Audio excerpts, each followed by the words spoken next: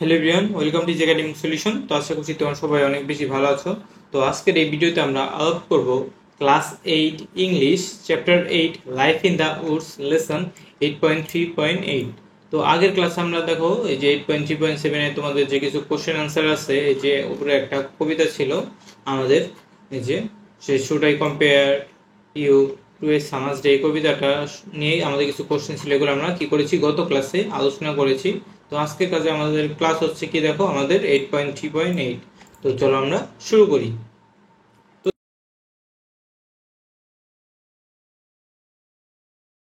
দেখো এখানে কি বলা হয়েছে, dear students read the summary and the central theme of the poem. অর্থাৎ আমরা কি বলা হয়েছে দেখো, আমাদের সামারি এবং সেন্ট্রাল থিম পড়তে বলা হয়েছে এই কবিতাটার।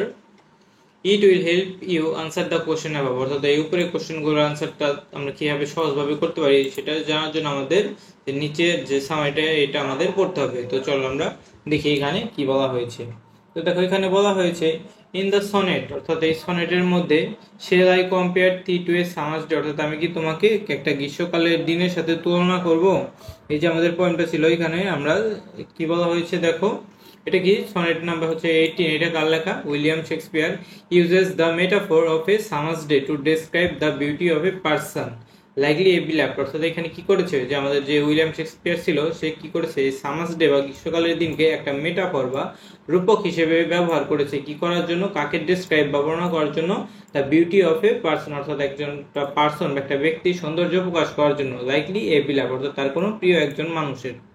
তো দেখো এখানে কি বলা হয়েছে আরো, however the speakers সরি দেখো যেখানে কি বলা হয়েছে, the opening line poses the question of whether it is fitting to compare this person to a summer's day. অর্থাৎ দেখো আমাদের যে ওপেনিং লাইনে কি বলা হয়েছে যে shall I compare thee to a summer's day, অর্থাৎ আমি কি তোমাকে একটা গ্রীষ্ম দিনের সাথে তুলনা করবো। অর্থাৎ এখানে কবি আর কি বোঝাতে চেয়েছে এখানে কি সেই ব্যক্তিকে কি আমরা গ্রীষ্মকালের সাথে তুলনা করতে পারি কিনা, এখানে একটা তার মনোভাব একটা প্রকাশ করেছে।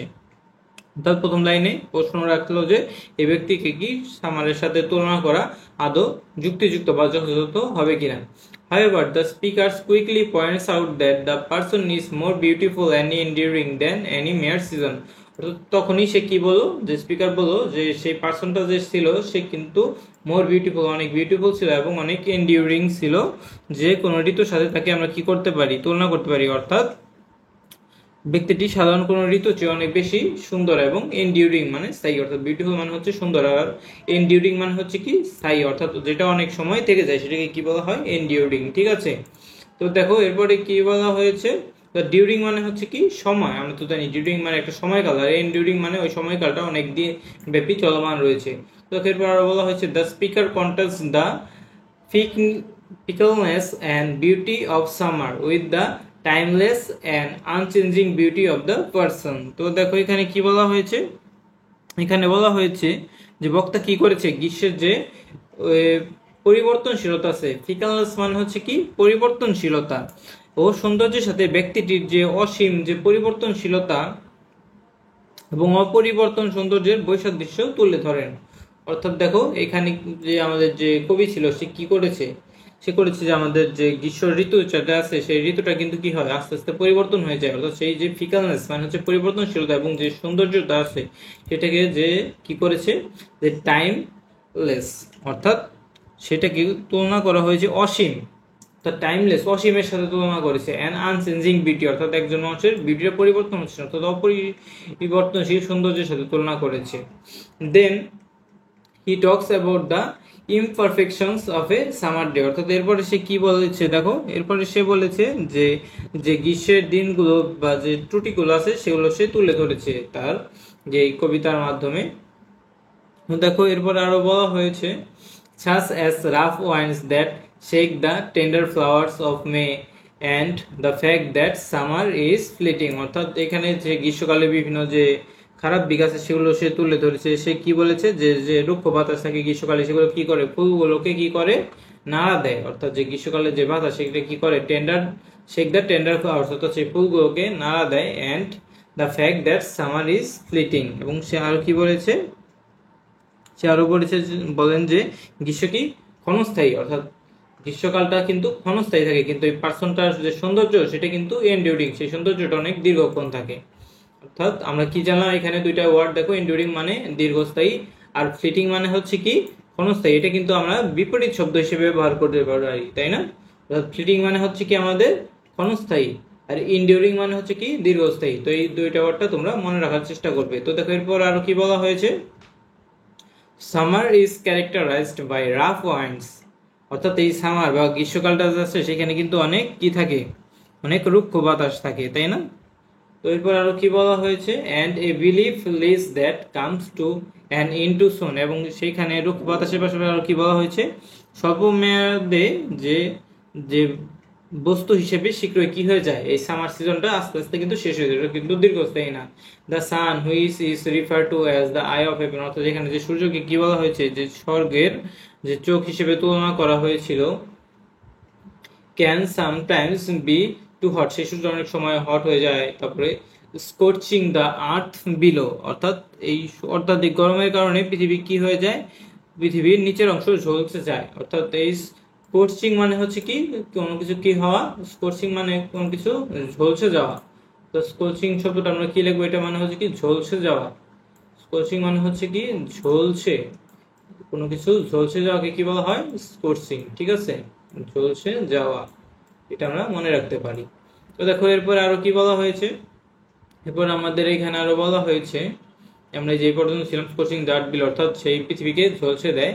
And even the sun's good complexions a metaphor for its radiant appearance can be dimmed by clouds. অর্থাৎ দেখো এখানে আরো কি বলা হয়েছে, এবং এমনকি দীপ্তিময় রূপের মেটাফর, যে সূর্যের যে সোনালী আভা, গোল্ড কমপ্লেক্সেশন মানে হচ্ছে, কমপ্লেক্সন মানে হচ্ছে কি সোনালী আভা। তো এটা গোল্ড কমপ্লেক্সন মানে আমরা কি জানলাম, সোনালী আভা।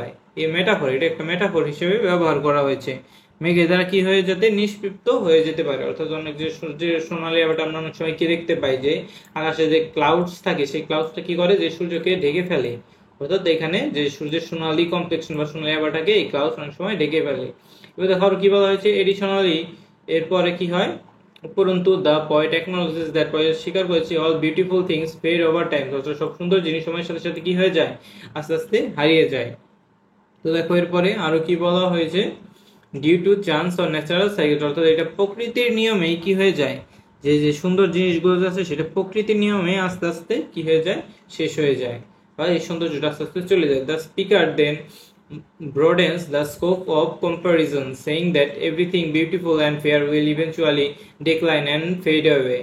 তো সে আরো কি বলে, যে পৃথিবীর যে সকল সুন্দর সুন্দর জিনিস এবং সুস্থ জিনিস আছে সেগুলো সময়ের বা প্রকৃতির বিবর্তনে আস্তে আস্তে কি হয়ে যায়, এক সময় কি হয়ে যায়, ফেড অ্যাওয়ে, অর্থাৎ আস্তে আস্তে বিবর্ণ হয়ে যায়। Subject to the unpredictable whims of chance and nature. অর্থাৎ এটা কি হয়ে যায়, যে প্রকৃতির কারণে আস্তে আস্তে এটা হয়ে যায়। However, the person being described here is different. কিন্তু যে ব্যক্তিকে এখানে ডিসক্রাইব বা বর্ণনা করা হয়েছে সে কিন্তু খুবই আলাদা, সে কিন্তু ডিফারেন্ট হিসেবে তাকে বলা হয়েছে। তো দেখো এখানে আরো কি বলা হয়েছে, আমরা আরো কি দেখতে পাচ্ছি এখানে, hence he declares that, সে আরো কি বলে, his friend's beauty will never fade, কিন্তু তার বন্ধুর সৌন্দর্যটা কখনো কিন্তু কি হয়ে যাবে না, শেষ হয়ে যাবে না। অর্থাৎ সে লেখক বললো প্রকৃতিতে সবকিছু শেষ হয়ে যায়, কিন্তু সে আরো কি বললো, তার বন্ধুর সৌন্দর্যটা শেষ হবে না। nor will they be claimed by death, অর্থাৎ মৃত্যুতেও তাদের সৌন্দর্য শেষ হবে না। Instead person eternal summer will live on and be preserved in the poem eternal lines। অর্থাৎ দেখো এখানে কি বলা হয়েছে, এই ব্যক্তিটার যে চিরন্তন গ্রীষ্ম, অর্থাৎ eternal মানে চিরন্তন, সামার উইল লিভ এটা আজীবন থেকে যাবে, যে লেখকের কবিতার মাধ্যমে। তো দেখো এখানে এর পরবর্তীতে কি বলা হয়েছে, এর পরবর্তীতে আরো বলা হয়েছে, আমরা কি দেখতে পাচ্ছি, দেখো এখানে আমাদের আরো বলা হয়েছে, the final two lines say that, অর্থাৎ শেষের লাইনটা কি বলে দেখো, as long as people can read and appreciate the poem. অর্থাৎ যতক্ষণ পর্যন্ত মানুষ যে কবিতা পড়বে এবং সেগুলোকে অ্যাপ্রিসিয়েট করবে, the person's beauty will continue to live on, অর্থাৎ সেই পার্সনটার বিউটিটা ততক্ষণ থাকবে। The use of the words, অর্থাৎ সেখানে ওয়ার্ডস আছে, this is the final line refers not just to the poem. অর্থাৎ সেখানে যে সে কি ইউজ করেছে, দিস ব্যবহার করেছে, সে শেষোক্ত লাইনটায় যতদিন মানুষ কবিতা পড়বে এবং মূল্যায়ন করবে ব্যক্তির শরীর ক্ষত থাকবে, এবং শেষ লাইনে যে দিস ওয়ার্ডটা ব্যবহার করা হয়েছে, এই কবিতাটাকে কি করে, শুধু নির্দেশ করে না, অর্থাৎ সেটা শুধু এই কবিতাটাকেই নির্দেশ করে না, but to the idea of immortalising the person beauty, অর্থাৎ সেই ব্যক্তির যে সৌন্দর্যের যে শেষ হয়ে যাবে না বা ইমর্টালাইজিং সেটাকেও নির্দেশ করে।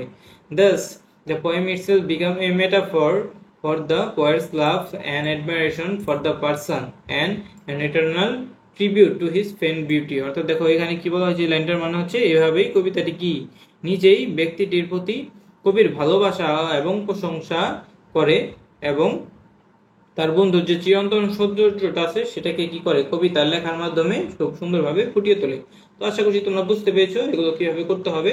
তো আজকে এ পর্যন্তই, পরবর্তী ক্লাসে আমরা পরবর্তী লেসনটা 8.4.1 এটা নিয়ে আলোচনা করবো। তো এই ভিডিওটি ভালো লেগে থাকলে অবশ্যই ভিডিওতে লাইক এবং চ্যানেলটিকে সাবস্ক্রাইব করতে ভুলবে না। তো সবাইকে ধন্যবাদ জানিয়ে এখানেই শেষ করছি।